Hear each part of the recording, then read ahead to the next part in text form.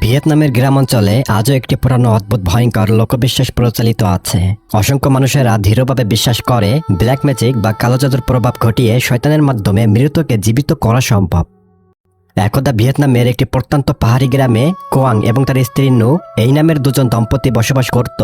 খুবই দরিদ্রতার সংসার তাদের। তারা জীবিকা নির্বাহ করত তাদের ধর্মীয় নিয়মের প্রথা অনুযায়ী মৃত মানুষের শেষকৃত্যের কাজ করে। প্রতিদিনই তারা মৃতদেহ গোসল করাতো, কাফন পরাতো এবং কবর দিত। এটাই তাদের পেশা। কিন্তু একদা একটি অচেনা লাশ এবং একটি রহস্যময় প্রাচীন কবরের কফিন পাওয়া যায় তাদের জমিতে। এরপর থেকে তাদের জীবনে এমন এক ভয়ঙ্কর ঘটনার সূচনা হলো, যার প্রভাবে পুরো গ্রামে ভয়ঙ্কর অশুভ সত্তার আগমন ঘটেছিল। শুরু হয় একের পর এক রহস্যময় মৃত্যু।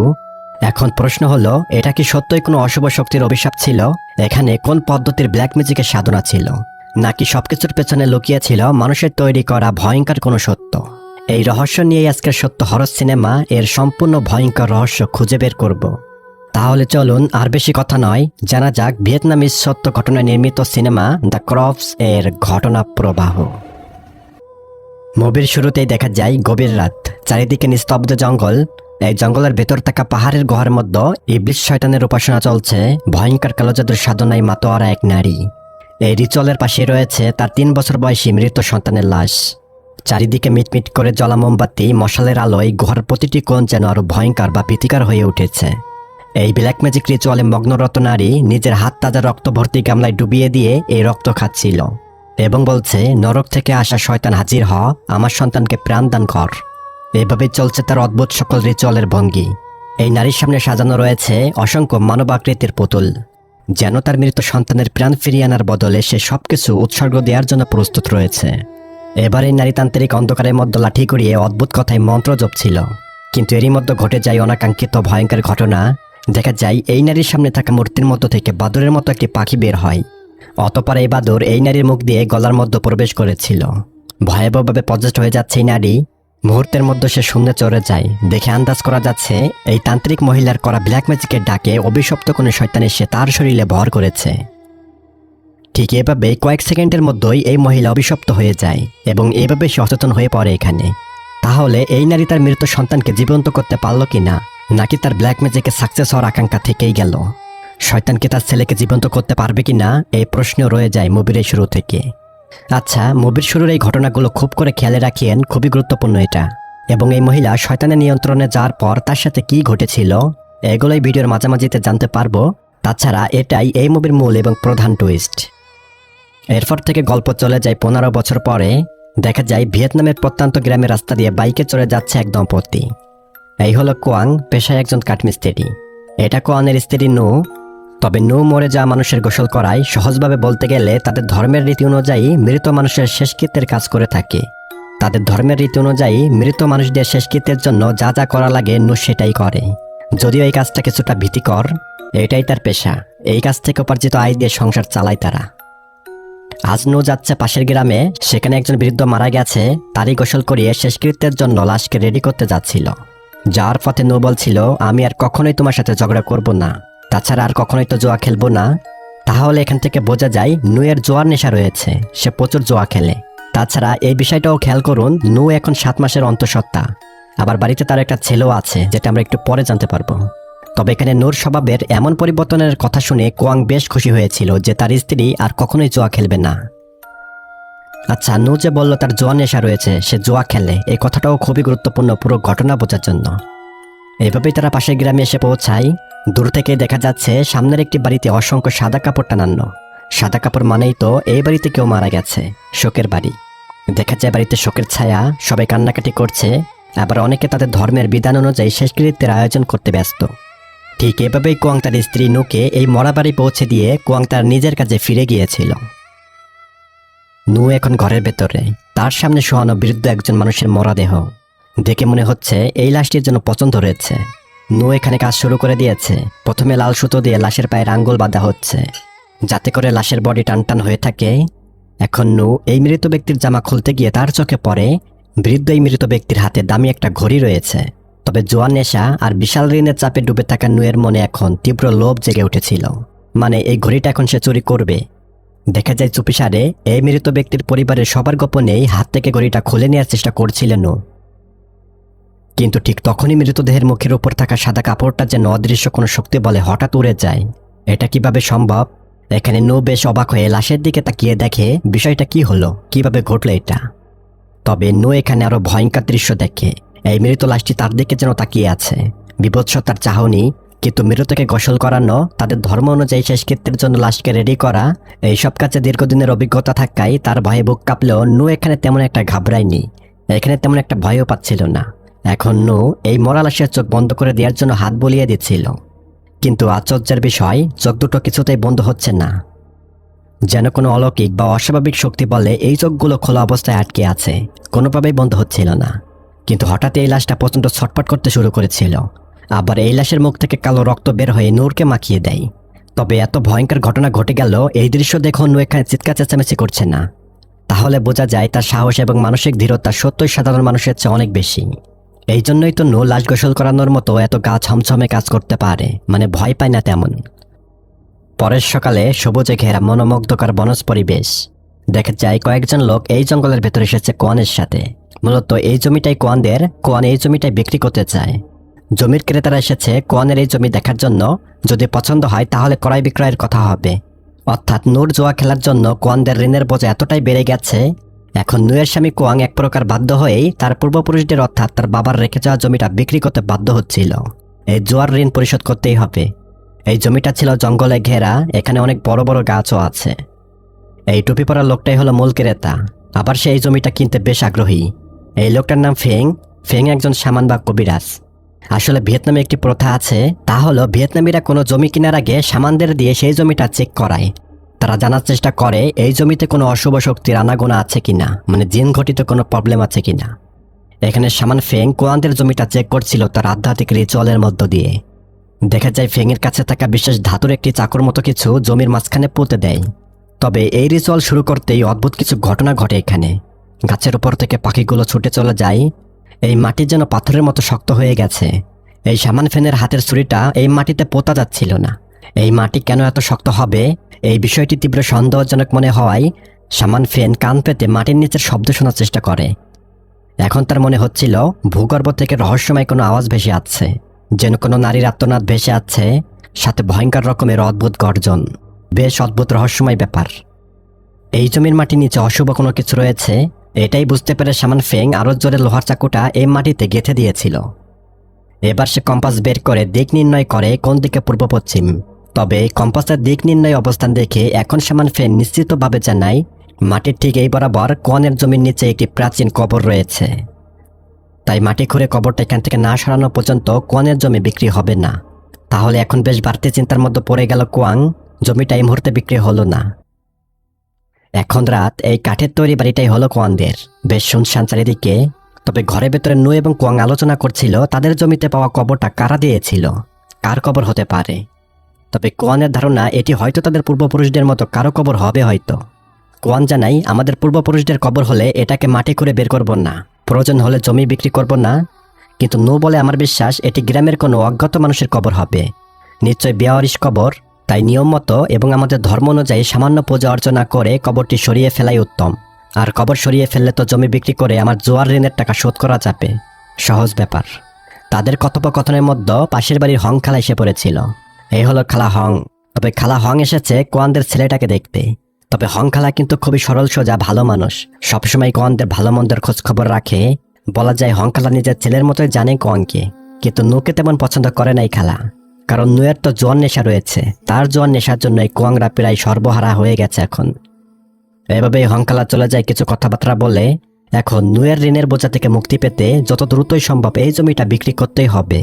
কিছুই করার নেই, বাধ্য হয়ে কোয়াংও রাজি হয় জমিতে পাওয়া কবরটা সরিয়ে ফেলতে। তাহলে আগামীকাল সকালে এই কবরটা খুঁড়ে সরানো হবে এই জমি থেকে। দেখা যায় পরের দিন সকালেই কোয়ানের জমিতে শুরু হয়েছে রিচুয়াল। জমির ক্রেতা শামান ফেং আরও কিছু লেবার আছে যার কবর খোঁড়াখুড়ির কাজ করবে এখানে। এই হলো ক্যাক এবং এটা চাই। তারা এই গ্রামেরই ছেলে, আবার ঘনিষ্ঠ বন্ধুও তারা। তবে তারা এসেছে বিশেষ উদ্দেশ্য নিয়ে। এরা নুয়ের মতো জোয়ারি, জোয়ার খুবই নেশা এদের। সামান্য কিছু টাকার আশায় কবর খোঁড়ার কাজ এসেছে এরা। পরে এই পারিশ্রমিক টাকা দিয়ে জোয়া খেলবে। তবে এখানে শামান ফেং কবর খোঁড়ার আগে তান্ত্রিক নিয়ম অনুযায়ী কিছু পূজা অর্চনা শুরু করে। এখানে চলছে কিছু রিচুয়াল। এরপর ফেং জানায় যার জন্মরাশি শুকুরের সে এই কবর খোঁড়ার জন্য প্রথম কোপটা দিবে মাটিতে। এখানে চাই বলে ওঠে ক্যাকের জন্মরাশি তো শুকুরের। ফেং বলে তাহলে ক্যাককেই কবর খোলার প্রথম কাজটা শুরু করতে হবে, মাটিতে কোপ দিয়ে কবরটা খুঁড়তে শুরু করো ক্যাক। এভাবেই সকল প্রস্তুতি রিচুয়াল সব শেষ হলে এবার তারা মাটি খুঁড়তে শুরু করে। কিন্তু এই পুরো সময় জুড়ে কোয়ানের বুকের ভেতর জন্য অজানা একটা অশুভ আশঙ্কা কাজ করছিল। কেমন যেন ভয় পাচ্ছিল, যেন মাটির নিচে লুকিয়ে থাকা কোনো কিছু তাদের প্রতিটি পদক্ষেপ বুঝতে পারছিল, যেন সে অপেক্ষা করছে মুক্ত হওয়ার জন্য। এভাবে কিছুক্ষণ পর মাটির অনেকটা গভীর থেকে ধীরে ধীরে ভেসে উঠেছিল বহু বছরের পুরানো একটি পাথরের কফিন। পাথরের কফিন হয় খুবই ভারী। এটা 4 জন মিলে সেটিকে উপরে তোলার চেষ্টা করে। বারে বারে কফিনটা কবরের ভেতরে পড়ে যাচ্ছিল। এরা সবাই বলছে এটা অসম্ভব রকমের ভারী, কফিন তো এত ভারী হওয়ার কথা নয়। এভাবে কয়েকবারই কফিনটা গর্তের ভেতরে পড়ে যায়। বাধ্য হয়ে একজন গর্তের ভেতরে নেমে নতুন করে শিকল শক্ত করে বাঁধে। অনেক কষ্টের পরে শেষ পর্যন্ত তারা এই কফিনটিকে নিরাপদ উপরে তুলতে সক্ষম হয়। এরপর তান্ত্রিক ফেং সবার উদ্দেশ্যে জানায় এই বেওয়ারিশ কফিনটি সরাসরি অন্য কোথাও দাপন করা যাবে না এবং এটা আচমকাই খোলাও যাবে না। প্রথমে কোয়ানদের বাড়িতে নিয়ে নির্দিষ্ট ধর্মীয় আচার রিচুয়াল সম্পন্ন করতে হবে। সবকিছু শেষ হওয়ার পরই কফিনটাকে খুলতে হবে এবং আবারও যথাযথভাবে অন্য কোথাও সমাহিত করা হবে। এখন কফিনটা কোয়ানদের বাড়িতে নেওয়া হচ্ছে, কিন্তু বিপদ যেন তাদের পিছুই ছাড়ছিল না। অসম্ভব ভারী কফিনটা কাঠের গাড়িতে করে নিয়ে যাওয়ার সময় অতিরিক্ত ওজন সহ্য করতে না পেরে এই গাড়ির চাকাই ভেঙে যায়। তবে ভাঙা চাকার ধারালো একটি কাঠের অংশ সোজা গিয়ে ক্যাকের পায়ের মধ্যে ঢুকে যায়। ক্যাকের বন্ধু চাই আর কয়েকজন মিলে পা থেকে কাঠের ভাঙা অংশ বের করেছিল। ক্যাক ব্যথা যন্ত্রণায় কাতর। তবে ক্যাকের পায়ে এভাবে কাঠের টুকরো ঢুকে যাওয়ার দৃশ্য দেখে তান্ত্রিক ফেংয়ের মুখ যেন কেমন মুহূর্তের মতোই ফ্যাকাশে হয়ে যায়। তার মনে হতে ধরে এই দুর্ঘটনা শুধু একটি অশুভ সংকেত নয়, বরং খুবই শীঘ্রই এই পুরো গ্রামের উপর ভয়াবহ কোনো বিপর্যয় নেমে আসতে চলেছে। এভাবেই খুব কষ্টের পর সবাই মিলে কফিনটি কোয়ানদের বাড়িতে নিয়ে আসে। কফিনের মুখ তো খুবই ভারী। খুব চেষ্টা করার পর যখন কফিনের ঢাকনা খোলা হয়, তখন ভেতরের দৃশ্য দেখে সবাই তো একেবারেই হতভম্ব হয়ে যায়। কারণ এই কফিনের ভেতরে কোনো মরা মানুষ ছিল না, মানে কোনো মৃতদেহ নেই। কফিনের মধ্যে রাখা ছিল একটি কাঠের মূর্তি, যেটির মাথা থেকে পা পর্যন্ত অসংখ্য তাবিজ মন্ত্র লেখা কাগজ দিয়ে শক্তভাবে মুড়িয়ে রাখা হয়েছে। তবে শামান ফেং খুব ভালোভাবে বুঝে যায় এটা সাধারণ কোনো কিছু নয়, এখানে ব্ল্যাক ম্যাজিক জাতীয় কোনো কিছু রয়েছে। এজন্যই তান্ত্রিক ফেন সবাইকে হুঁশিয়ারি করে জানায় ভিয়েতনামের প্রাচীন বিশ্বাস অনুযায়ী এভাবে কোনো কাঠের মূর্তিকে মন্ত্রপত তাবিজ দিয়ে সিল করে রাখার মানেই হলো অত্যন্ত শক্তিশালী কোনো অশুভ আত্মা কিংবা ভয়ঙ্কর অপশক্তি বন্দী আছে এই কফিনের মধ্যে বা এই কাঠের মূর্তির মধ্যে। অর্থাৎ এই কফিনের ভেতরে সাধারণ কোনো জিনিস নয়, বহু বছর ধরে লুকিয়ে রাখা হয়েছে ভয়াবহ ব্ল্যাক ম্যাজিকে ডেকে আনা শয়তানকে। কিন্তু সবচেয়ে রহস্যময় হলো এই কাঠের মূর্তির গলায় রূপার নেকলেসের মতো একটা অলংকার পরানো আছে। তবে নূরের এই হার বা অলংকারটা বেশ পছন্দ হয়। নূ মনে করছে এই হারটা নিয়ে সে বিক্রি করে তার জোয়ার সকল ঋণ পরিশোধ করে দিবে। এর জন্য কফিনের মধ্যে থাকা রহস্যময় এই কাঠের মূর্তির গলা থেকে নূ এই নেকলেসটা বা হারটা নিতেও যায়। কিন্তু তান্ত্রিক ফেন তো চিৎকার করে নূকে ধমক দেয়। এখানে ফেন স্পষ্টভাবে জানিয়ে দেয় কফিনের ভেতরের কোনো জিনিস হাত দিয়ে একেবারে নিষিদ্ধ। এখান থেকে কোনো একটি টুকরাও নেওয়া যাবে না, নিলেই বড় বিপদ অপেক্ষা করছে তার জন্য। তবে এই দামি অলংকার বা হারটি দেখে চাই এবং কেকের মনেও লোভ জন্ম নিয়েছিল। তারাও ভাবছে এটা বিক্রি করে অনেক টাকা হবে এবং সেই টাকা দিয়ে জমিয়ে জোয়া খেলা যাবে। একেবারে বিকৃত চিন্তা ভাবনা। এখন গভীর রাত। চাই কোয়ানদের বাড়িতে এসেছে কফিন থেকে রূপার হারটি চুরি করতে। খুবই নিঃশব্দে চোরের মতো করে কফিনের ঢাকনা খুলে এই হারটি চুরি করার চেষ্টা করছে চাই। কিন্তু রহস্যময় ব্যাপার হলো এই হারে হাত দিতেই কফিনের ভেতরে থাকা কাঠের মূর্তিটা হঠাৎই নড়ে ওঠে। দেখা যায় এই কাঠের মূর্তির জন্য ঘাড় ঘুরিয়ে হাড়ের হুকটা চায়ের দিকে ঘুরিয়ে দিল, যেন অদৃশ্য থেকে কেউ চাইছে চাই এই হারটা চুরি করুক বা এই হারটি এখান থেকে মুক্ত করে দিক। এখানে চাই কিছুটা ভয় পেলেও এই কফিন থেকে হারটা চুরি করে নিল অবশেষে। তবে কাঠের মূর্তির ঘাড় ঘোরানো, নড়াচড়া করা এইরকম অদ্ভুত ভয়ঙ্কর দৃশ্য দেখে চাই একটু ভয় পেলেও কোনোভাবে নিজেকে সামলে দ্রুত কফিনের ঢাকনা বন্ধ করে এখান থেকে পালিয়ে যায়। তবে চাই কিন্তু জানতো না কোয়ানের বাড়ির পেছনেই লুকিয়েছিল তার বন্ধু ক্যাক।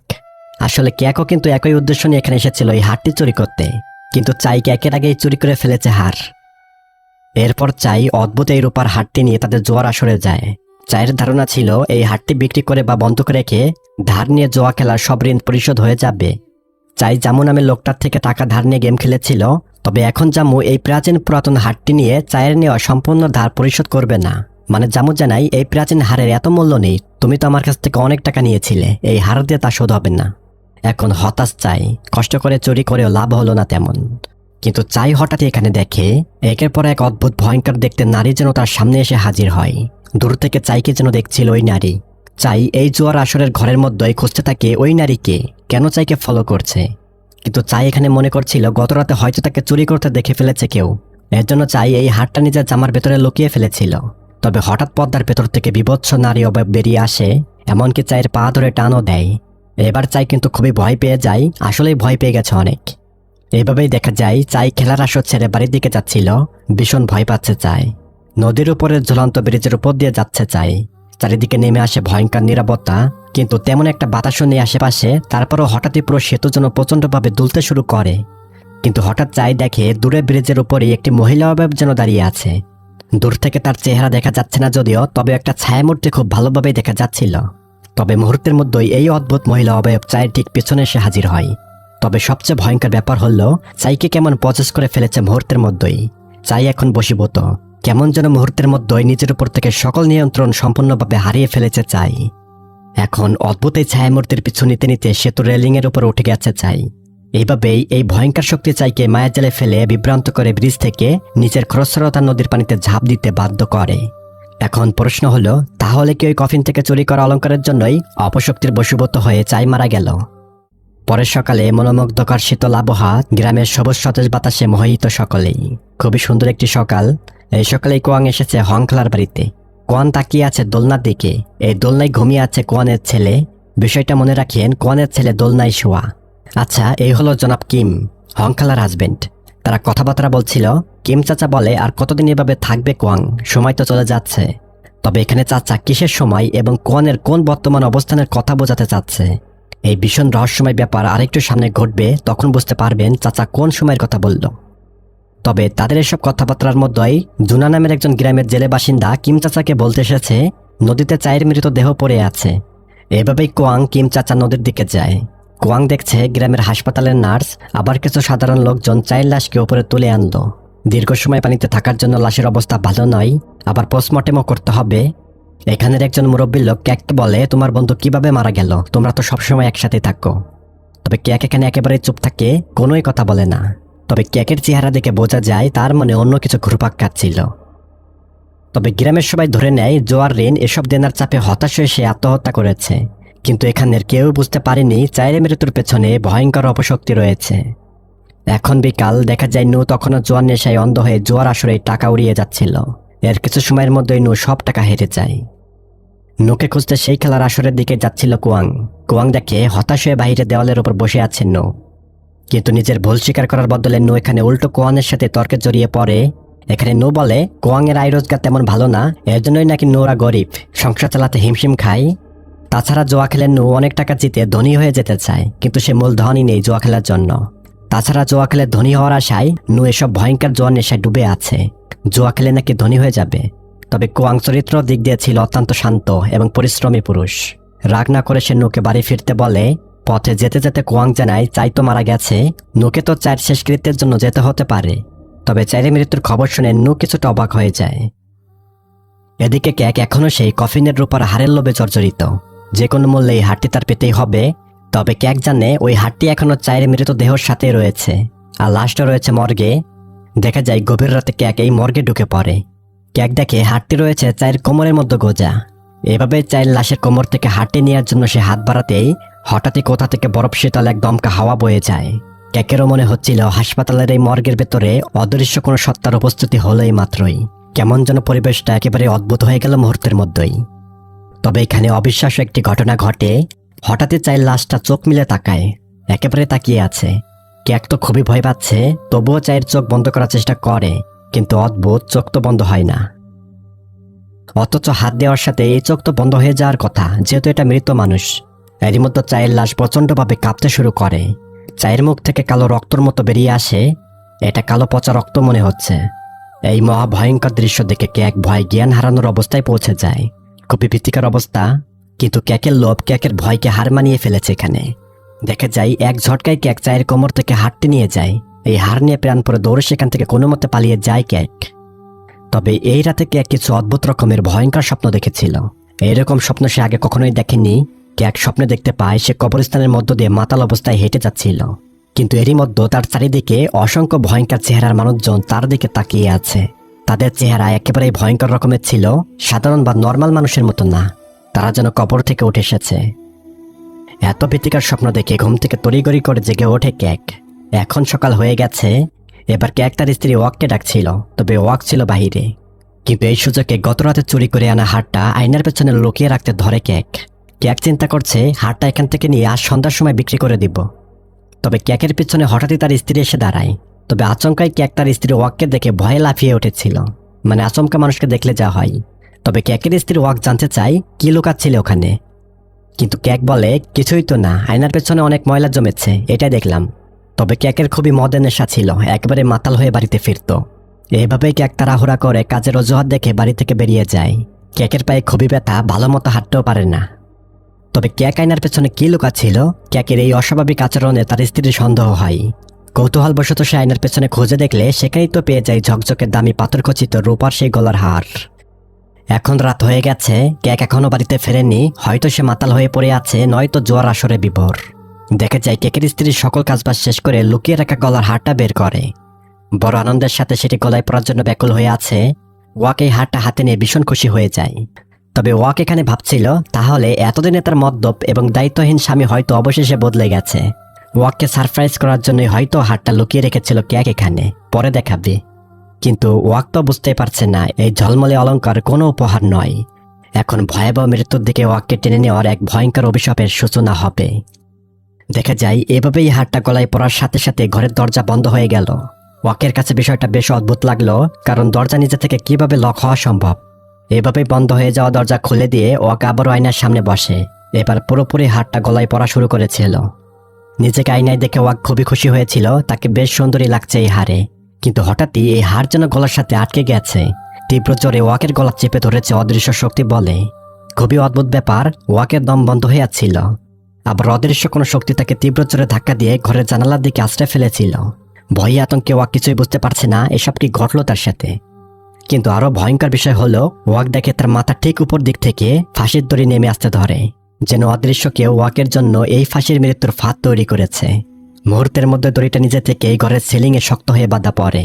ওয়াককে ফাঁসিতে ঝুলিয়ে ফেলেছিল, এখন আর বাঁচার উপায় নেই। মৃত্যুর যন্ত্রণায় ছটফট করছিল ক্যাকের স্ত্রী ওয়াক।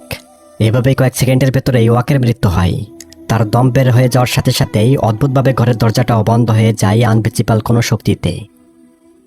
এখন মধ্যরাত, এই সময় মাতাল অবস্থায় ক্যাক বাড়িতে ফিরে এসেছে। ঘরের দরজার সামনে দাঁড়িয়ে ক্যাক তার স্ত্রীকে দরজা খোলার জন্য ডাক দিয়েছিল, কিন্তু দরজা তো কেউ খোলে না। ক্যাক আবার আজ রাতে প্রচুর নেশা করেছে, এই নেশার জন্য বারান্দায় দাঁড়িয়ে বমি করছিল। তবে হঠাৎই কোনো মানুষ ছাড়াই ঘরের দরজা ধীরে ধীরে নিজে থেকে খুলে যায়। এবার ক্যাক ঘরের ভেতরে তাকাতে দেখে তার স্ত্রী ফাঁসিতে ঝুলে আছে। এই বিভৎস দৃশ্য দেখে তার নেশার ঘোর যেন মুহূর্তের মধ্যেই কেটে যায়। বড় হতবাক হয়ে দৌড়ে গিয়ে স্ত্রীর নিথর দেহ জড়িয়ে বুক ফাটা কান্নায় ভেঙে পড়েছিল ক্যাক। এই পৃথিবীতে ক্যাকের একমাত্র আপনজনই ছিল তার স্ত্রী ওয়াক। আজ এভাবে নিজেকে শেষ করবে ক্যাক কখনোই চিন্তাও করতে পারেনি। তবে ক্যাক তো জানে না তার স্ত্রীর মৃত্যু ভয়ঙ্কর কোনো শক্তির প্রভাবে ঘটেছে। সে সংসারের অভাব অনটন বা ক্যাকের বদচরিত্রের কারণে নিজেকে শেষ করেনি। পরের দিন সকালে ক্যাকের বাড়িতে শোকের ছায়া। আবারও মৃতদেহ সৎকারের দায়িত্ব পড়ে নূরের উপর। সাদা কাপড়ের মাঝে শোয়ানো রয়েছে লাশ। নূর প্রথমে ক্যাকের পা সুতা দিয়ে বেঁধে নেয়, তবে কাজের মাঝপথে হঠাৎ ঘরের বাতিগুলো যেন জ্বলতে নিভতে শুরু করে। এটা থেকে আন্দাজ করা যায় এখানে অলরেডি কোনো অশুভ শক্তি রয়েছে। তবে নুও বুঝতে পারে ঘরের মধ্যকার পরিবেশ কেমন যেন অস্বাভাবিকভাবে গম্ভীর হয়ে উঠল। ঠান্ডা একটি শীতল হাওয়া বয়ে যাচ্ছে, মনে হচ্ছে কোনো অদৃশ্য কেউ আশেপাশে রয়েছে। তবে নু দেখতে পায় একটি রহস্যময় ব্যাপার। এই লাশের দুই হাতের বৃদ্ধ আঙ্গুলি কেমন যেন বেঁকে আছে, একেবারে গুটি ধরে আছে। দেখে মনে হয় যেন কোনো অদৃশ্য শক্তি সেগুলো মোচড় দিয়ে ধরে রেখেছে। নু তার সর্বশক্তি দিয়েও বাঁকা আঙ্গুল সোজাই করতে পারছে না। বেশ রহস্যময় ব্যাপার এটা। তবে এখানে সবচেয়ে ভয়ঙ্কর ব্যাপারটা হলো এই লাশটিও তাকিয়ে পড়ে, আবার চোখগুলো লাল হয়ে রক্তবর্ণ ধারণ করেছে, একেবারে বিভৎস দেখতে। আবার হঠাৎই মুখ থেকে কালো ঘন রক্ত বেরিয়ে আসতে শুরু করে। এই অদ্ভুত ভীতিকর দৃশ্য দেখে নূর মনে এই প্রথমবারের মতো ভয় ঢুকে যায়। এভাবেই সকল কাজবাজ শেষ করে রাতের দিকে বাড়ি ফেরার পথে নূর মনে হতে থাকে যেন কেউ বা কারা তাকে ফলো করছে। তবে এই অন্ধকার রাস্তার পাশে একটি গাছের ডালে সে স্পষ্ট দেখতে পাচ্ছিল কালো কাপড়ে আবৃত কোনো মহিলা লাশ যেন ঝুলে আছে গাছে।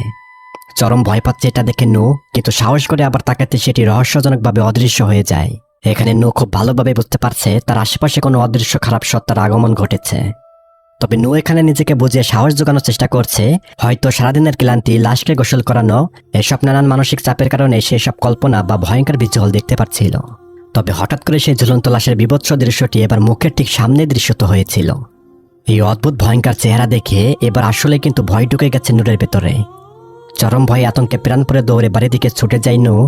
এভাবে বাড়িতে পৌঁছে মেইন গেট বন্ধ করে দিচ্ছিল, এরই মধ্যে কোয়ান এসে বলে, কি হয়েছে, হাঁপাচ্ছ কেন? কিন্তু নূ বেশি কথা না বলে ঘরের মধ্যে চলে যায়। ঘরের সব দরজা জানলা বন্ধ করে নূ ঘুমানোর চেষ্টা করলেও রাতভর ভয় তাকে তাড়া করে বেড়ায়। এই রাতে নূ ঘুমিয়ে কিছু ভয়ঙ্কর স্বপ্ন দেখেছিল। নূ দেখে তাদের ঘরের মধ্যে যেন ঝড় আরম্ভ হয়েছে। আবার ওয়াকের মতো অবয়ব এসে নূকে বলছে, খুব দ্রুতই তোকে নিয়ে যাব, তুই আর বেশি দিন বাঁচবি না। এই কথা বলেই এই ভয়ঙ্কর অবয়বটা নূরের ঠিক পেছন থেকে মুখের ঠিক সামনে এসে হেসে দেয়। বিভৎস হাসি। চরম ভয় পেয়ে নূ চিৎকার করে ঘুম থেকে জেগে উঠেছিল। এই নূরের চিৎকারে কোয়ানেরও ঘুম ভেঙে যায়। নূ বলছে, আমি ভয়ঙ্কর কিছু স্বপ্ন দেখেছি, আবার আসার পথও ভয় পেয়েছিলাম। তবে কোয়াংও বুঝতে পারছে তার স্ত্রী আসলেই ভয় পেয়েছে কোনো কিছু দেখে। এর জন্য কোয়াং তার স্ত্রীকে অবাই দিয়ে বলে, এটা শুধুমাত্র দুঃস্বপ্ন। যেহেতু নূ মৃত মানুষের শেষকৃত্যের কাজবাজ করে, এ ধরনের স্বপ্ন দেখা স্বাভাবিক। ঠিক এইভাবেই তারা স্বামী স্ত্রী নানান কথাবার্তা বলছিল এখানে। এরই মধ্যে কোয়াং জানাই, আগামীকাল আমাদের গ্রামে মেলা হবে, তাই নূ যেন তাড়াতাড়ি ঘুম থেকে ওঠে, কারণ কোয়াং আগামীকাল নূ এবং তাদের ছেলেকে নিয়ে মেলায় ঘুরতে যাবে। নূ বেশ খুশি হয় ঘুরতে যাওয়ার কথা শুনে। এভাবে তারা কিছু দুষ্টামি ফাজলামি করে ঘুমিয়ে পড়েছিল। এদিকে দেখা যায় এই রাতে ক্যাকের স্ত্রী ওয়াককে কফিনে ভরে কবর দিতে নিয়ে যাচ্ছিল গ্রামের বাসিন্দারা। তাদের ধর্মীয় বিশ্বাস এবং বিভিন্ন রীতিনীতি অনুষ্ঠানের ভঙ্গিতেই ওয়াককে কবর দেওয়া হয়েছিল। পরের দিন সকালে নূ দেখে তাদের ছেলের সামনের দিকে তাকিয়ে হাসাহাসি করছে। নূ বুঝতে পারছে তাদের ছেলের সামনে অদৃশ্য কেউ রয়েছে। তার ছেলে যেন কোনো অদৃশ্য সত্তার সাথে খেলা করছিল। আচ্ছা, নূ এবং তাদের ছেলেকে মনে রাখবেন। এরই মতো কাজবাজ থেকে কোয়াং তার বাইক চালিয়ে বাড়িতে ফিরে আসছিল নূদের মেলায় নিয়ে যাওয়ার জন্য। তবে কোয়াং বাড়ি আসা মাত্রই নূ বলে, আমাদের ছেলেকে দেখলাম একা একাই হাসাহাসি করছে, যেন অদৃশ্য কারোর সাথে কথা বলছিল। তবে কোয়াং এসব কথাবার্তা এখন আলোচনা করবে না। নূকে বলা হয়, তাড়াতাড়ি রেডি হও, এখনই মেলায় যাব। কিন্তু সাজগোজের সময় নূ তার গলায় পরে নেয় সেই অভিশপ্ত অলংকারটা, রূপার হার। আচ্ছা, এই হার কিন্তু ক্যাকের স্ত্রীর কাছে ছিল।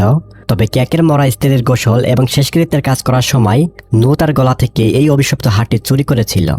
এই হারকে তো প্রথম দেখায় নূরের পছন্দ হয়েছিল ব্যাপক, তাহলে কাকতালীয়ভাবে হলেও এখন হারটি নূরের গলায় পরা আছে, তার আশা পূর্ণ হলো। এভাবেই হার গলায় পরে সাজসজ্জা করে তারা মেলায় চলে গিয়েছিল। তারা কিছু খাওয়া দাওয়া করছিল, গল্পগুজব চলছে। তাদের ছেলেকে ধরে রেখেছে হংখালারা। তবে এই প্রশান্তিময় আনন্দের মাঝেই আচমকাই নূরের চোখ পড়ে দূরে দাঁড়িয়ে থাকা এক রহস্যময় নারীর উপর। মানুষের ভিড়ে দাঁড়িয়ে আছে সে নারী। তবে অদ্ভুত এই মহিলাও এক নজরে শুধু নূরের দিকেই তাকিয়েছিল। তবে এই নারীকে দেখে নূ এতটাই ভয় পেয়ে যায় যে তার হাতে থাকা মিষ্টির বাটি কোমরের উপর পড়ে ড্রেসে দাগ পড়ে যায়। ড্রেসে মিষ্টি পড়ে নষ্ট হয়ে গেল। এখন খাবার পরে ড্রেসে দাগ হওয়া অংশ পরিষ্কার করতে চলে যায় নূ। কিন্তু এখানে আসার পর নূ অনুভব করতে পারছিল এই ওয়াশরুমে কেউ আছে। কলের পানি চলছে, পানি যেন কেমন নড়াচড়া করছে।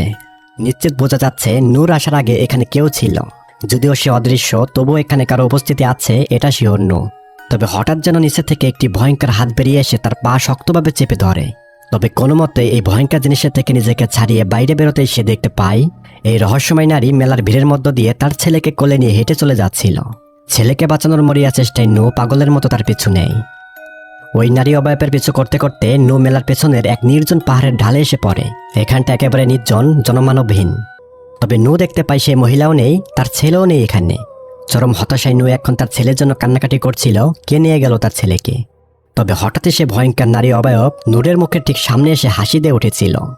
বিভৎস হাসি। আচমকায় এত ভয়ঙ্কর চেহারা দেখে নূ পাহাড় থেকে নিচে পড়ে যায়। এই পাহাড়টা অনেক উঁচু না হলেও জায়গাটা ছিল পাথরের স্তূপের। এসব পাথরের সাথে মাথায় গোতা লেগে নূ এখানেই মারা গিয়েছিল বা অচেতন হয়ে পড়ে। এদিকে কোয়াংও বসেছিল অনেকক্ষণ ধরে, নূ তো ফিরে আসে না। এজন্যই কোয়াং কিন্তু মেলার ভিড়ের ভিতরে তার স্ত্রীকে খুঁজছিল, তবে কোথাও খুঁজে পাওয়া যাচ্ছে না নূকে। তবে দেখা যায় খালা হংয়ের কোলে ছিল তাদের ছেলে। তাহলে নূ যে মহিলাকে দেখলো যে তার ছেলেকে নিয়ে যাচ্ছে, তার মানে ওই ভয়ঙ্কর শক্তি নূকে ধোকায় ফেলেছিল মেরে ফেলার জন্য। খালা হং এবং কিম চাচা কোয়াংকে বলে নূ হয়তো বাড়িতে চলে গেছে। এরই মধ্যে একজন ব্যক্তি এসে জানায় আপনার স্ত্রী অচেতন হয়ে পড়ে আছে, তার মাথা ফেটে গেছে এবং তাকে হাসপাতালে নিয়ে যাওয়া হয়েছে। এভাবে খালা হং কোয়াং হাসপাতালে এসে পৌঁছায়। তবে ডাক্তার জানিয়ে দেয় নূকে বাঁচানো সম্ভব হয়নি, সে স্পট ডেড হয়েছে, মানে হাসপাতালে আনার আগেই স্পটে সে মারা গেছে। প্রিয়তম স্ত্রীর নিথর দেহ দেখে কোয়াং পুরোপুরি ভেঙে পড়ে মানসিকভাবে। কষ্টে বুক তো ফেটে যায়। বইয়ের মৃতদেহর পাশে বসে বুক ফাটা কান্নায় ভেঙে পড়েছিল আসলেই কোয়াং। যেন মুহূর্তের মধ্যেই তার পৃথিবীটা একেবারে তছনছ হয়ে গেল। এর কিছুক্ষণ পরে একজন নার্স এসে কোয়াংকে জানায়, আপনার স্ত্রীর মৃতদেহ বাড়িতে নেওয়ার জন্য ছাড়পত্র নিতে হবে এবং সেটি নিতে রিসেপশন ডেস্কে যান। এভাবেই কোয়াং চলে যায় রিসেপশনে নুয়ের ডেথ সার্টিফিকেট নিতে। এরই মধ্যে বাইরে প্রচণ্ড ঝড় বৃষ্টি শুরু হয়। আকাশ জুড়ে বজ্রপাতের বিকট শব্দে হাসপাতালের পরিবেশ যেন কেমন ভয়ঙ্কর হয়ে উঠেছিল। কিন্তু একই সময় নুয়ের এই মৃতদেহের ভেতরে অস্বাভাবিক কিছু পরিবর্তন দেখা যায়। তার মুখ দিয়ে অবিরাম সেই কালো রক্ত বের হতে থাকে, ভয়ঙ্করভাবে কাঁপাকাঁপি শুরু করছিল এই বডি। এবার দেখা যায় মুভির শুরু সেই তান্ত্রিক মহিলার সাথে ঘটা ঘটনায় যেন নুয়ের সাথে ঘটবে এখন। আচমকা একটি বাদুর জানলার কাঁচ ভেঙে উড়ে এসে ভেতরে এসে আশ্রে পড়েছিল। এবার এই বাদুররূপী অশুভ শক্তি সোজা নুয়ের মুখের ভেতরে ঢুকে যায়। তবে এই রহস্যময় প্রাণীটি শরীরের ভেতর প্রবেশ করার সাথে সাথে নূর যেন তাকিয়ে পড়ে। নূরের চোখগুলো বড় হয়ে কেমন যেন রক্তবর্ণ ধারণ করেছে। নূয়ের শরীর অস্বাভাবিকভাবে মোচড়াতে থাকে, যেন ভেতর থেকে কোনো অদৃশ্য শক্তি তাকে নিয়ন্ত্রণ করার জন্য ব্ল্যাক ম্যাজিক শুরু করেছে। তাহলে কয়েক সেকেন্ড আগেও যে নারী মৃত ছিল, এখন সে ধীরে ধীরে উঠে বসল। দেখে মনে হচ্ছে জীবন ফিরে পেল এ লাশ। এভাবে নুয়ের এই অভিশপ্ত দেহটা হেঁটে হেঁটে চলে যেতে নেয় হসপিটালের বাইরে। অন্যদিকে কোয়াং এখনও হাসপাতালের রিসেপশনে কাগজপত্র নিয়ে ব্যস্ত। এজন্য সে বুঝতেই পারেনি তার মৃত স্ত্রী এই প্রবল ঝড় বৃষ্টির মধ্যে হাসপাতাল থেকে বের হয়ে হেঁটে চলে যাচ্ছে। ব্যাপারটা কি ভয়াবহ চিন্তা করুন, লাশ হেঁটে যাচ্ছে। এভাবে কাগজপত্রের সমস্ত কাজ শেষ করে কোয়াং যখন আবারও নুয়ের লাশের কাছে ফিরে যায়, এবার কোয়াং তো একেবারে বাকরুদ্ধ হতভম্ব হয়ে যায়। কারণ বিছানায় নুয়ের মৃতদেহের কোনো চিহ্ন নেই, যেন অদৃশ্য কোনো শক্তি তাকে রহস্যজনকভাবে সেখান থেকে গায়েব করে ফেলেছে। তাছাড়া মরা মানুষ যাবে কোথায়, গেল কোথায় সে, নাকি লাশকেও চুরি করে নিল? আসলে এইসবই ভাবছিল কোয়াং। তবে কোয়াং এই হাসপাতালের ভেতর থেকে জানালা দিয়ে দেখতে পায় বাহির দিয়ে একটি মহিলা ছায়ামূর্তি যেন হেঁটে যাচ্ছে। তবে তাকে দেখতে নুয়ের মতোই লাগছিল। অবাক হয়ে তাকিয়ে আছে কোয়াং। আরো ভালো করে বিষয়টা দেখতে কোয়াং বাইরে এসেছিল। তবে এতক্ষণে নুয়ের মতো দেখতে অবয়বটা চলে গেছে কোথাও। এই ঝড় বৃষ্টির রাতে কোয়াং হতভম্ব হয়ে বাড়ি চলে যায়। কিন্তু বাড়িতে পৌঁছে কোয়াং অদ্ভুত এক দৃশ্য দেখে, যেটা তার কল্পনার বাইরের একটি বিষয়। কোয়াং দেখে তার মরা স্ত্রী নু একেবারে স্বাভাবিক মানুষের মতো ঘরের মতো দাঁড়িয়ে আছে। তার মুখে যেন রহস্যময় ভুতুরে হাসি। মৃত স্ত্রী এখন জীবিত অবস্থায় তার সামনে এভাবে দাঁড়িয়ে আছে। কোয়াং নিজের চোখকেও যেন বিশ্বাস করতে পারছিল না। এটা কিভাবে সম্ভব? এর মধ্যে নু কেবল একটাই মাত্র কথা বলে, আমার খুব ক্ষুধা লেগেছে, খাবার দে। কিন্তু মৃত স্ত্রী জীবিত হয়ে গেছে, আবার খাবারও চায়। তবে এসব কথা শুনে কোয়াং যেন কেমন আনন্দে আত্মহারা হয়ে যায়। আসলে কোয়াং এখানে এটা ভাবছে না মৃত মানুষ জীবিত হওয়া সম্ভব কি করে। যাই হোক, আর বেশি দেরি না করে কোয়াং রান্নাঘর থেকে খাবার এনে টেবিলে সাজিয়ে দেয় নুয়ের সামনে। কিন্তু আশ্চর্যের বিষয়, নু এই খাবারগুলোর গন্ধ শুকছিল। নু যেন এই খাবারের গন্ধে একেবারে সন্তুষ্ট নয়। তার জন্য এসব রান্না করা খাবার একেবারে পছন্দ নয়। এভাবে হঠাৎ করে রহস্যময় নু রেগে মেগে খাবার টেবিল উল্টে ফেলে দেয়। এভাবে অচেতন হয়ে পড়েছিল নু।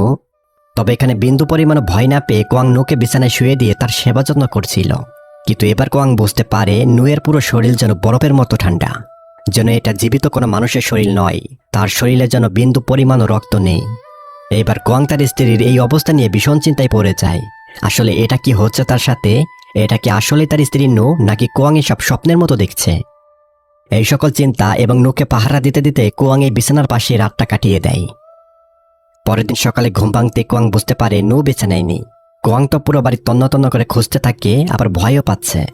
গত রাতে ঘটা সবকিছুই কি তার স্বপ্ন ছিল কিনা। তবে এরই মধ্যে কোয়াং বুঝতে পারে তাদের রান্নাঘর থেকে কিছু চিবিয়ে খাওয়ার অদ্ভুত শব্দ আসছিল। এভাবে কোয়াং রান্নাঘরে যে দেখে রান্নাঘরের এক কোণে বসে নু 2 হাতে কাঁচা মাংস ছিঁড়ে ছিঁড়ে খাচ্ছে। এইটা ছিল তাদের পালিত মুরগি। কাঁচা মুরগি খাচ্ছে এই ভয়ঙ্কর নু। তার তো রক্ত কাঁচা মাংস খাওয়ার নেশা, এর জন্যই গত রাতে রান্না করা খাবার পছন্দ হয়েছিল না। নুয়ের মুখমণ্ডল এবং তার হাত জুড়ে লেগে আছে টাটকা রক্ত। একেবারে বিভৎস দৃশ্য, কাঁচা মাংস খাচ্ছে। এবার এই দৃশ্য দেখে কোয়াংও বুঝতে পারে এটা তার স্ত্রী নয়। হতে পারে মৃত স্ত্রীর লাশের মধ্য থেকে কোনো অদৃশ্য ভয়াবহ সত্তা নিয়ন্ত্রণ করছে এই নিথর দেহটি। তাহলে কাঁচা মাংস খেতে থাকা নুকে দেখার পর কোয়াং এখন মোটামুটি শিওর এই বিষয়টি একেবারে নর্মাল বা সাধারণ কিছু নয়। এইখানে প্যারানর্মাল বা ভয়ঙ্কর কোনো ঘটনা নিশ্চয়ই রয়েছে। এর জন্যই দেরি না করে কোয়াং তাদের এই গ্রামের একজন বিখ্যাত তান্ত্রিকের বাড়িতে চলে যায়। এই হলো তান্ত্রিক হাং। দেখা যায় এই তান্ত্রিক খুবই পারদর্শী এসব জিন ভূত তাড়ানোর বিষয়ে। তান্ত্রিক বিষয়ে একেবারে সিদ্ধহস্ত সে। এই মেয়েটা ছিল এই গ্রামেরই। এই মেয়েটাকে কোনো অশুভ শক্তিতে বশীভূত করে তাকে ক্ষতি করে চলছিল। তার ভেতরে রয়েছে কোনো ভয়ঙ্কর সত্তা। তবে এই তান্ত্রিক হাং খুব সহজেই এই মেয়েটির উপর থেকে অশুভ খারাপ শক্তির প্রভাব কাটিয়ে দিতে সক্ষম হয়। তার তেমন একটা বেগ পেতে হয় না, খুব সহজেই রিচুয়ালের মাধ্যমে এই মেয়েটাকে সুস্থ করে তোলে। এই রোগীরা চলে যাওয়ার পর কোয়াং কথা বলছিল হাংয়ের সাথে। এখানে কোয়াংয়ের প্রথম প্রশ্ন হলো, মৃত মানুষ কি সত্যই আবার জীবিত হয়ে ফিরে আসতে পারে কিনা। তবে এই অদ্ভুত প্রশ্ন শুনেই তান্ত্রিক হাংয়ের মুখের অবয়ব যেন কেমন ভয়ের তো চেহারায় পরিণত হয়। অল্প কিছুক্ষণ নীরব থাকার পর হাং মাথা নেড়ে জানান দেয়, হ্যাঁ সম্ভব, এমন ঘটনা বাস্তবেই ঘটতে পারে। এইবার তান্ত্রিক হাং মুভির শুরু সেই তান্ত্রিক মহিলার কথা বলতে থাকে। তান্ত্রিক বলছে, বহু বছর আগে এই গ্রামে একজন দরিদ্র বা বিধবা নারী বসবাস করত। দুর্ভাগ্যবশত তার একমাত্র সন্তান অকালেই মারা গিয়েছিল। তবে তার সন্তানের মৃত্যু সে কোনোভাবে মেনে নিতে পারেনি। এই তীব্র শোক তাকে এমন এক অন্ধকার পথে ঠেলে দেয় যেখানে নিষিদ্ধ অতি ভয়ঙ্কর পদ্ধতির কালো জাদুর চর্চা শুরু করেছিল। ভয়াবহ ব্ল্যাক ম্যাজিকের সাধনা করতে থাকে এই নারী। এই নারীর উদ্দেশ্য ছিল শয়তানের উপাসনা করে তার মৃত সন্তানকে আবারও জীবিত করে তুলবে। মানে তার সন্তানের মৃতদেহে তার বেরিয়ে যাওয়া আত্মাকে আবারও প্রবেশ করিয়ে জীবিত করবে। এভাবে যখনই সে নারী রিচুয়াল শুরু করে এবং তার ভয়ঙ্কর ব্ল্যাক ম্যাজিকের শয়তানের সাহায্য কামনা করছিল, কিন্তু রিচুয়াল চলাকালীন সময় এই তান্ত্রিক মহিলার মধ্যেই ভয়ঙ্কর শ্রেণীর শয়তান জিনরা প্রভাব ঘটাতে শুরু করেছিল। এই নারী ভাবছিল হয়তো কিছুক্ষণের মধ্যেই তার মৃত সন্তানকে অভিশপ্ত শয়তানরা কোনোভাবে জাগিয়ে তুলতে পারবে। তবে রিচুয়াল সম্পূর্ণ শেষ হওয়ার আগেই এই গ্রামের মানুষরা আবার বিষয়টা জেনে ফেলেছিল যে এই নারী শয়তানের উপাসনা করছে ওই গুহার মতো। এইভাবেই তান্ত্রিক হাংয়ের কথা মতো গ্রামবাসীরা এসে পড়ে এই গুহার মতো। তারা এই মহিলার শয়তানি ব্ল্যাক ম্যাজিক বন্ধ করতে চাচ্ছিল। দেখা যায় গ্রামবাসীরা এই নারীকে হত্যা করে এবং সাথে সাথেই তান্ত্রিক হাং এই মহিলার ভেতর থাকা ভয়ঙ্কর ক্ষিপ্র অশুভ আত্মা বা জিন শয়তানকে একটি বিশেষ শক্তিসম্পন্ন গলার হাড়ের মধ্যে বন্দী করে দিয়েছিল। বিশেষ একটি পদ্ধতিতে করেছিল তান্ত্রিক হাং এই কাজ, এবং এই পুরো কালো জাদু শক্তিটাকে কাঠের একটি মূর্তির ভেতরে বন্দী করে ফেলে তান্ত্রিক হাং। এরপর সে অভিশপ্ত মূর্তিটাকে পাথরের কফিনে বন্দী করে গ্রামের পেছনের পাহাড়ের নিচে জঙ্গলের ভেতরে অনেক মাটি নিচে এই কফিনটা কবর দিয়েছিল, যাতে এই অশুভ শক্তির আত্মা বা জিন শয়তান আর কখনোই মুক্ত হতে না পারে। এখন এই সব কিছু শোনার পর কোয়াং এখন বেশ চিন্তিত হয়ে জিজ্ঞাসা করে, আচ্ছা যদি কেউ ভুল করে সেই কবর করে মূর্তিটা বের করে ফেলে এবং সেই অভিশপ্ত গলার হার কোনো মানুষ যদি পড়ে তাহলে কি হবে? তান্ত্রিক হাং এবার বেশ চিন্তিত হয়ে গভীর কণ্ঠে জানায়, তাহলে ভয়াবহ বিপর্যয় নেমে আসবে এই গ্রামে। শুরু হবে মৃত্যুর খেলা। বন্দী থাকা ভয়ঙ্কর খারাপ শক্তি অসংখ্য মানুষকে বলি করবে তার শক্তিমত্তা বৃদ্ধি করার জন্য। তান্ত্রিক এটাও জানায়, অবশ্যই সে সত্তা নিজের উদ্দেশ্য পূরণ করতে তার উপযুক্ত মানুষদের হত্যা করতে শুরু করবে এবং তার ভয়াবহ অশুভ পরিকল্পনা বাস্তবায়ন করেই ছাড়বে। এখন তাহলে কোয়াংয়ের স্ত্রীর মধ্যে কি সেই অশুভ সত্তাটা কিনা? এটা নিশ্চিত হওয়ার জন্য কোয়াং আরও একটি প্রশ্ন করে। কোয়াং জানতে চায়, কোনো মানুষ এই বন্দী থাকা ভয়ঙ্কর ক্ষিপ্র শয়তানের কবলে প্রভাবিত কিনা, এটা বোঝার উপায় কি? এখন তান্ত্রিক হাং জানায়, এটা এক ভয়ঙ্কর অশুভ শয়তান আত্মা যে কিনা মৃতদেহকে নিজের আশ্রয় হিসেবে ব্যবহার করে। মৃতদেহকে জীবন্ত মানুষের মতোই কন্ট্রোল করতে পারে এই সত্তা। বিশেষ করে বাদুর, কালো বিড়াল কিংবা অন্যান্য অশুভ প্রাণীর রূপ ধারণ করে। এরপর এই অশুভ শয়তান আত্মা মৃতদেহে প্রবেশ করে মানুষকে ধোঁকা দেয় এবং সেই মৃতদেহকে জীবন্ত মানুষের মতোই নড়াচড়া করাতে পারে। এভাবেই এই শয়তানের প্রভাবে পজেসড হওয়া মরাদেহ কোনো মানুষ আর কন্ট্রোল করতে পারে না। সম্পূর্ণভাবে অশুভ শয়তানের ইচ্ছায় পরিচালিত হতে থাকে এই মৃতদেহ। তান্ত্রিক হাং এটাও জানায়, যে মৃত মানুষের লাশ এই শয়তানের কবলে পড়ে তার স্পষ্ট কিছু লক্ষণ থাকে, যেগুলো দেখলে বুঝতে পারবে তার ভিতরে সেই শয়তানটি আছে কিনা। যেমন এই শয়তানের ছলনায় পজেসড মৃত মানুষ হাঁটার সময় পায়ের গোড়ালি পুরোপুরি মাটিতে রাখতে পারে না, পায়ের বিরুদ্ধ আঙ্গুলের ওপর ভর করে হাঁটে, সবসময় কাঁচা মাংস খেতে চায় এবং পজেসড হওয়া শরীর থেকে মৃতদেহের মতো পচা দুর্গন্ধ বের হয়। গায়ে পচন ধরে, পোকামাকড় হয়ে যায়। এখন তান্ত্রিকের মুখে এই সকল ভয়ঙ্কর কথা শুনে কোয়াংয়ের বুক যেন কেঁপে ওঠে। তার সন্দেহ হয় নুয়ের ভেতরে সে প্রখর শক্তিশালী খারাপ শক্তিটা আছে। এভাবে বাড়িতে ফিরে কোয়াং নুকে নজরে রেখে তান্ত্রিকের কথাগুলো মিলাচ্ছিল। তবে কোয়াং দেখে নু যেন খুব শান্তভাবে তাদের ছেলেকে কোলে নিয়ে বসে আছে, মনে হচ্ছে স্বাভাবিক মানুষ সে। তবে এই অদ্ভুত দৃশ্য দেখে প্রথমবারের মতো কোয়াংয়ের মনে কিছুটা স্বস্তি ফিরে আসে। তার মনে হতে থাকে এটাই আসলে নু। কিন্তু মুহূর্তের মধ্যে কোয়াংয়ের চোখ পড়ে নুয়ের পায়ের দিকে। পা যেন পচন ধরেছে, সেজন্য প্রায় শূন্যে ভেসে আছে। তাহলে তান্ত্রিকের বলা লক্ষণগুলোর সাথে হুবহু মিল দেখতে পাচ্ছে কোয়াং। কোয়াং এবার বোঝা যায় নুয়ের ভেতরে সত্যই কোনো অশুভ শক্তির প্রভাব রয়েছে। কিন্তু সমস্যা হলো তবুও স্ত্রীর প্রতি অগাধ ভালোবাসার কারণে সে কাউকে কিছু জানায় না। কোয়াং এমনকি খালা হংদেরও বলে না যে নূরের এই অবস্থা বর্তমানে। আসলে পাড়া প্রতিবেশী সবাই তো জানে নু মারা গেছে, কোয়াং তাকে কবরও দিয়েছে। কিন্তু নু যে বাড়িতে আবার জীবন্ত মানুষের মতোই, এই খবর কিন্তু পাড়া প্রতিবেশীরা কেউ জানে না, খালা হংও জানে না। এই চরম ভীতিকর সত্যটা নিজের ভেতরেই চেপে রেখেছিল কোয়াং। এখন প্রায় রাত 2টা বাজে। অভিশপ্ত নু বিছানা ছেড়ে উঠে দাঁড়ায়, মুখে তার মৃত ভয়ঙ্কর হাসি। দেখা যায় নু বিছানা থেকে কোয়াংয়ের ছেলে দোলনা দিকে এগিয়ে যাচ্ছে। তবে ঠিক যখনই নু কোয়াংয়ের ছেলেকে তুলে নিতে যাচ্ছিল কোলে, কোয়াং এই বিষয়টা বুঝতে পেরে দৌড়ে যেয়ে নূরূপী সত্তাকে শক্ত করে ঝাপটে ধরেছিল। কিন্তু নুকে ঝাপটে ধরার জন্য হিংস্র জন্তুর মতো আচরণ করছিল নু। দেখা যায় কোয়াংকে কামড় দিয়ে তার হাতের মাংস ছিঁড়ে খেয়ে ফেলেছিল। আবার কোয়াংকে জোরে সোরে ধাক্কা দিয়ে ফেলে দেয়, এমনকি তার গলা চেপে ধরে তাকে মেরেও ফেলতে চাচ্ছিল। তবে দেখা যায় হঠাৎ করে কোয়াংয়ের ঘুম ভেঙে যায়। সে বুঝতে পারে এতক্ষণ যা যা ঘটেছে তা সবই ছিল তার দুঃস্বপ্ন। কিন্তু দুঃস্বপ্নের চেয়ে ভয়ঙ্কর বাস্তবতা এখন তার জন্য অপেক্ষা করছিল। এবার বাস্তবিক কোয়াং দেখে তার ছেলে দোলনায় নেই, আবার নো ঘরের মধ্যে কোথাও যেন নেই। কোয়াং বুঝতে পারে নো তার ছেলেকে নিয়ে গেছে। এর জন্য পাগলের মতো ছুটাছুটি করে কোয়াং ঘরের পেছনে সেই জঙ্গলের ভেতরে চলে যায়, যেখানে কবর ছিল, যে কবর থেকে কফিন বের করা হয়েছিল। কোয়াং তো জানে তার স্ত্রী অভিশপ্ত, যেহেতু এই কবর থেকে অভিশাপ শুরু হয়েছিল, এর জন্যই নুকে খুঁজতে এখানে এসেছে কোয়াং। তবে এইদিকে একই সময় তান্ত্রিক হাং তার আধ্যাত্মিক দূরদৃষ্টি দিয়ে ভয়ঙ্কর অশুভ শক্তির আনাগোনা বুঝতে পারছিল। মানে তান্ত্রিক হাং বুঝে গেছে অনেক বছর আগে কবর দেওয়া সেই অভিশাপ জাগ্রত হয়েছে এবং সেই ভয়ঙ্কর ক্ষিপ্র শয়তান এখন কোয়াংয়ের স্ত্রীর দেহ দখল করেছে। তবে তান্ত্রিক হাং এটাও বুঝতে পারছিল যেহেতু তারা কবর দিয়েছিল ওই জঙ্গলের ভেতরে, তবে তান্ত্রিক হাং এখানে খুব ভালোভাবে অনুভব করতে পারছিল সেই পুরাতন কবরের ওখানে যে ভয়ঙ্কর ব্ল্যাক ম্যাজিক শুরু করেছে, মানে অভিশপ্ত নো। এইভাবে দেরি না করে তান্ত্রিক হাং নিজের প্রয়োজনীয় সবকিছু নিয়ে কবরস্থানের দিকে যেতে ধরে। এদিকে সত্যই দেখা যায় সেই অভিশপ্ত সত্তা কবরস্থানে যেয়ে বহু বছর আগে মরে যাওয়া নিজের সন্তানের হাড় খুঁজে বের করে। এই পাত্রের ভিতর রয়েছে সেই তান্ত্রিক মহিলার ছেলের কিছু হাড় বা তার ছেলের ডিএনএ বা অবশিষ্ট কিছু। দেখা যায় এই অভিশপ্ত নো এক লাফেই কবর থেকে উপরে উঠে যায়। শুরু হয় ভয়ঙ্কর ব্ল্যাক ম্যাজিকের সাধনা। তার উদ্দেশ্য ছিল কোয়ানের ছেলেকে বলি দিয়ে নিজের মৃত সন্তানকে আবারও ফিরিয়ে আনবে এই কোয়ানের ছেলে শরীরে। শুরু হয়েছে নুরূপী জিন সত্তার ভয়াবহ কালো জাদু। তবে এতক্ষণে কোয়াং এসে দেখে ফেলে এই অদ্ভুত রিচুয়াল। কোয়াং তাকে থামানোর চেষ্টা করেছিল, কিন্তু মানুষের গায়ের শক্তি কি আর অশুভ শক্তির সাথে পেরে ওঠা সম্ভব? দেখা যায় এই অশুভ সত্তাটি শুধু একবার হাত নাড়াতেই কোয়াং কয়েক মিটার দূরে ছিটকে পড়ে যায়। মানে কোয়াং খুবই তুচ্ছ একজন পুরুষ এই শক্তির কাছে। নিজের ছেলেকে বাঁচানোর জন্য খুবই চেষ্টা করেছে কোয়াং, আবার নুরূপী এই শয়তানের রিচুয়ালে বাধা দেওয়ায় সে খুবই ক্ষিপ্র হয়ে গেছে এখন। এই অশুভ শক্তি কোয়াংকে প্রায় মেরেই ফেলতে যাচ্ছিল, কিন্তু তখনই তান্ত্রিক হাং এসে তাকে মৃত্যুর হাত থেকে কোনো মতে বাঁচায় আপাতত। কিন্তু দুর্ভাগ্যবশত আজ ছিল আমাবস্যার সেই অভিশপ্ত রাত। তান্ত্রিক হাং এটা খুব ভালোভাবে বুঝতে পারছিল। তাহলে আজ রাত হলো সে তান্ত্রিক অশুভ নারী এবং তার সন্তানের মৃত্যুবার্ষিকী। এই রাতে ওই নারী এবং তার সন্তানকে গুহার ভেতরে পুড়িয়ে মেরে ফেলেছিল গ্রামবাসীরা। তার ভেতরেই তো ছিল জিন।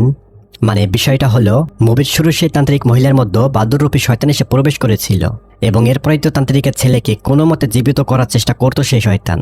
কিন্তু সেটা তো আর সম্ভব হয়েছিল না, কারণ গ্রামবাসীরা তান্ত্রিক মহিলাকে শেষ করে দিয়েছিল পুড়িয়ে।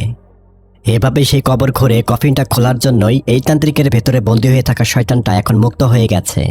এর জন্য সে তার অতীতের চুক্তি মতোই তান্ত্রিকের সন্তানকে জীবিত করার চেষ্টা করছে এখন। যাই হোক, তান্ত্রিক হাং এখানে বুঝতে পারে এই অবস্থায় বেশিক্ষণ টিকে থাকা তার পক্ষে সম্ভব নয়। এই জিনিসটার জাদু শক্তি খুবই প্রবল, তার সাথে পেরে ওঠা একেবারেই অসম্ভব। এর জন্যই তান্ত্রিক হাং চিৎকার করে কোয়াংকে জানায়, ছেলেকে নিয়ে এখনই পালাও, আমি ওকে আটকে রাখছি। কোয়াং তো বাধ্য হয়ে তার ছেলেকে নিয়ে পালিয়ে যায়। এবার তান্ত্রিক হাং তার সমস্ত আধ্যাত্মিক শক্তি দিয়ে এই অশুভ শক্তিকে একাই দমন করার চেষ্টা করছিল। কিন্তু এই লড়াই শুরু হওয়ার কয়েক সেকেন্ডের মধ্যেই বোঝা যায় শক্তির পার্থক্য কতটা বিশাল। অশুভ এই সত্তা নির্মমভাবে তান্ত্রিককে আঘাত করতে থাকে, আর এভাবে শেষ পর্যন্ত তাকে শূন্যে তুলে প্রচণ্ড জোরে মাটিতে ছুঁড়ে ফেলে দেয়। এবং এই আঘাতেই তান্ত্রিক হাং গাছের গুড়ির উপর যে পড়ে। দেখা যায় এই গাছের ভাঙা ডাল তান্ত্রিকের পেটে প্রবেশ করেছিল। প্রচণ্ড রক্তক্ষরণ হয়, এভাবেই তার ভয়াবহ মৃত্যু হয়। এখন তাহলে এই রক্তপিপাসু অশুভ সত্তাকে থামানোর মতো আর কেউ বেঁচে নেই। এবার দেখা যায় শয়তানের প্রভাবে অভিশপ্ত হয়ে পচন ধরে যাওয়া নুয়ের লাশ আবারও কোয়াংয়ের ছেলেকে ধরে আনতে বাড়ির দিকে যাচ্ছিল। তবে অন্যদিকে বাড়িতে কোয়াং আগে থেকেই যেন প্রস্তুত হয়ে আছে। হাতে একটি ধনুক নিয়ে সে অপেক্ষা করছিল দরজার সামনে বসে। তবে দেখা যায় অভিশপ্ত এই নু দরজার সামনে এসে অনেক ইমোশনাল কথা বলছিল কোয়াংকে।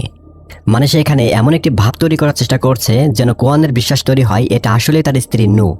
এখানে কোয়াংকে কনভিন্স করার চেষ্টা করছিল, কিন্তু কোয়াং তার ছলনা বুঝে যায়। অভিশপ্ত এই নু কাছে আসতে কোয়াং তীর মেরে দেয় এই নুয়ের মাথায়। এই তীরের আঘাতে দূরে ছিটকে পড়ে যায় নুয়ের লাশ। কিন্তু এটা তো একটা মৃত শরীর মাত্র, ভেতরে থাকা অদৃশ্য শক্তির কিছুই হয়নি এই তীরের আঘাতে। কোয়াং এবার ঘরের সকল দরজা জানালা বন্ধ করে দিয়েছিল, যেন কোনোভাবে নূরের শরীর ব্যবহার করে এই শয়তান ভেতরে প্রবেশ করতে না পারে। কিন্তু ঘরের বাইরে মনে হচ্ছে কেউ দৌড়ে এদিক থেকে ওদিকে যাচ্ছে, আবার ভয়ঙ্কর রকমের হাসি। তবে এরই মধ্যে হঠাৎই ঘরের বেড়া ভেঙে কোয়াংয়ের গলা চেপে ধরে অভিশপ্ত নু। কোয়াংকে বেশ মারধর করে দূরে ছিটকে ফেলে দেয়, যেন কিছুই না কোয়াং। এবার নু কোয়াংয়ের ছেলেকে ধরে নিয়ে যেতে ছেলেকে আনতে যায়। তবে কোয়াং তো আগেই মেঝেতে কয়েকটা ফাঁদ পেতে রেখেছিল। এই ফাঁদে পা দিতে নুরূপী সত্তার দুই পায়ে আটকে যায়। ঠিক এই সুযোগ হাতছাড়া না করে কোয়াং দ্রুত ঝাঁপিয়ে পড়ে এই নুকে শক্ত করে দড়িতে বেঁধে ফেলেছিল। এখন অভিশপ্ত নু কোনোভাবেই ছুটতে পারছিল না। এরপর দেখা যায় জীবনের সবচেয়ে কঠিন সিদ্ধান্ত নিতে বাধ্য হচ্ছে কোয়াং। নিজের প্রিয়তমা স্ত্রীর দেহকে আগুনে পুড়িয়ে দিবে। অভিশপ্ত এই নুকে কাঠের সাথে বেঁধে রেখেছে কোয়াং, এখনই আগুন লাগিয়ে দেওয়া হবে। তবে যতই এটা শয়তান হোক, এই শরীর বা দেহ তো নূরেরই, তার প্রিয়তম স্ত্রীর। এর জন্যই খুবই খারাপ লাগছিল কোয়ানের। তবে নিজের সন্তানকে বাঁচাতে এবং এই অশুভ শক্তিকে চিরতরে অবসান ঘটাতে কোয়ানের সামনে আর কোনোই পথ খোলা ছিল না। একটাই সুযোগ, এখনই আগুন লাগিয়ে পুড়িয়ে দিতে হবে। এভাবেই কোয়াং তো আগুন ধরিয়ে দেয়। মুহূর্তের মধ্যেই নুয়ের গায়েও আগুন ধরে যায়। কোয়ানের মনে হচ্ছিল এবার বুঝি এই ভয়াবহ দুঃস্বপ্নের অবসান ঘটবে। নুয়ের শরীর পুড়ে গেলে তো শয়তান পালিয়ে যাবে বা মারা যাবে, তার ব্ল্যাক ম্যাজিক বা কালো জাদু অকেজ হয়ে যাবে। কিন্তু ভাগ্য যেন কোয়াংকে নিয়ে নিষ্ঠুর এক খেলা খেলছিল। হঠাৎ করে আকাশ ভেঙে প্রবল বৃষ্টি নেমে আসে। মুহূর্তের মধ্যে আগুন তো নিভে যায়। কিন্তু দেখা যায় এই অভিশপ্ত নু আবারও মুক্ত হয়ে গেল। তার শরীরে কয়েক জায়গায় পুড়ে গেছে, কিন্তু এই শরীর তো পুরোপুরি অকেজ হয়ে যায়নি এখনো। শয়তান এখনো নিয়ন্ত্রণ করতে পারছিল তার মৃতদেহকে। এখন ভয়াবহ কিছু হবে এই পরিস্থিতি বুঝে কোয়াং দ্রুত নিজের ছেলেকে কোলে তুলে নিয়ে বাড়ির দ্বিতীয় তলা ছাদের উপর চলে গিয়েছিল। ছেলেকে লুকিয়ে রেখেছিল একটি বাক্সের ভেতরে। এভাবে ছেলেকে মোটামুটি একটি নিরাপদ জায়গায় রেখে কোয়াং আবারও নিচে নেমে এসে দেখার চেষ্টা করছিল ওই ভয়ঙ্কর শক্তিটা কোথায় এখন। কিন্তু কিছু বুঝে ওঠার আগে ঠিক তার পেছনে এসে দাঁড়িয়ে পড়ে এই ভয়াবহ নু। মুহূর্তের মধ্যে দুজনের মধ্যে শুরু হয় জীবন মরণের লড়াই। কোয়াং প্রাণপণ চেষ্টা করলেও শক্তির দিক থেকে সে অশুভ এই সত্তার সাথে কোনোভাবেই পেরে উঠছিল না। খুবই নির্মমভাবে কোয়াং এখানে মার খাচ্ছিল। তবে যখন মনে হচ্ছিল কোয়াংয়ের মৃত্যু একেবারেই অনিবার্য, তখনই উপরতলা থেকে ছেলের কান্নার শব্দ শুনতে পাই অভিশপ্ত নু। কান্নার শব্দ শুনে নু কিছুটা মনোযোগ হারিয়ে ফেলে। তবে এই সুযোগটাই কাজে লাগিয়ে কোয়াং দ্রুতই তাদের বাড়ির টিভির অ্যান্টিনার তার দিয়ে নুয়ের গলায় শক্তভাবে পেঁচিয়ে ধরেছিল। কোয়াং কেমন যেন মরিয়া হয়ে নূরের গলায় তার পেঁচিয়ে তাকে যেন মেরেই ফেলতে চাচ্ছিল। মানে এই শরীরটাকে যেভাবে হোক অকেজ করে দিতে হবে, যাতে শয়তান আর কোনো প্রভাব ঘটাতে না পারে। কিন্তু শেষ পর্যন্ত এই চেষ্টাও যেন একেবারেই ব্যর্থ হলো। অভিশপ্ত এই সত্তা তার প্রচণ্ড শক্তিতে কোয়াংকে দ্বিতীয় তলা থেকে নিচে মাটিতে ফেলে দেয়।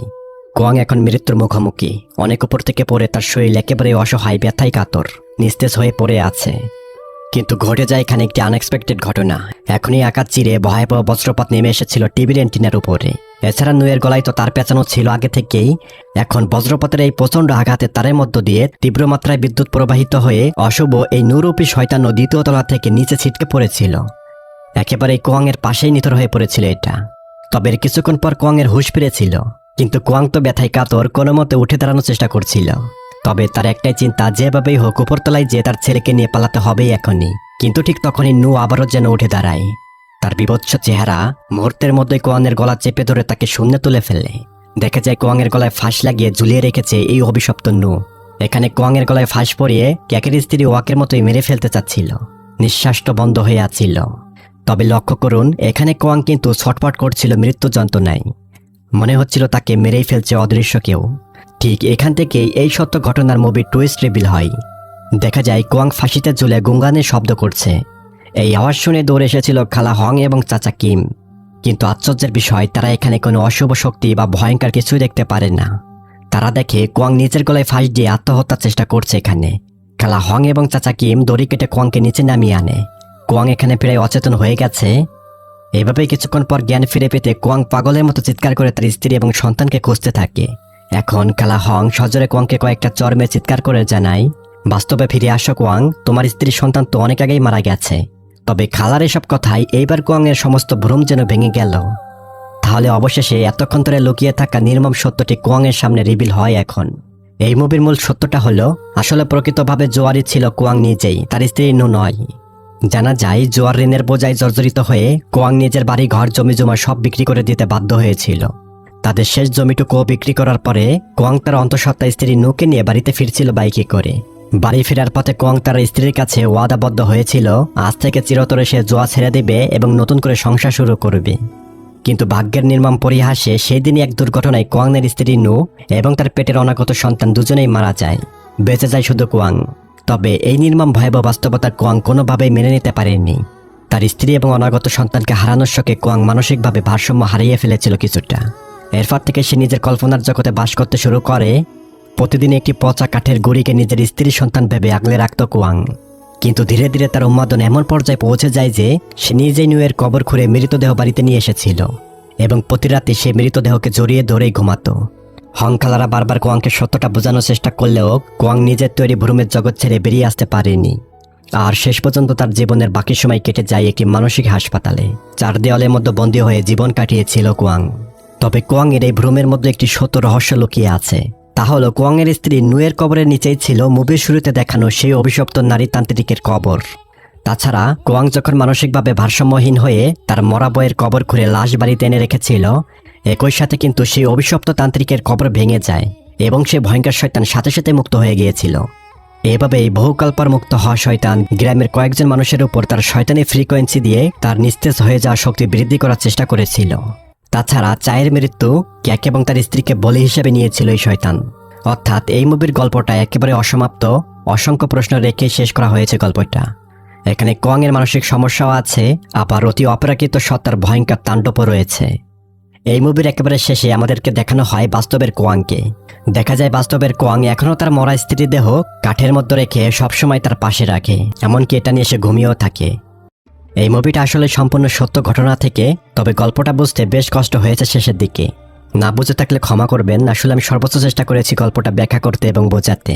তাছাড়া এই মুভির পরিচালক যেমন ইচ্ছা করেছে মুভিও তৈরি হয়েছে সেভাবে। তবে বিশ্বাস করুন, এটা ভিয়েতনামের হরর ইতিহাসের সবচেয়ে সত্য এবং অতি ভয়াবহ একটি সিনেমা। তা কেমন লেগেছে জানিয়ে দিন কমেন্টে। ভালো লাগলে শেয়ার করতে পারেন। এখানেই বিদায় নিচ্ছি।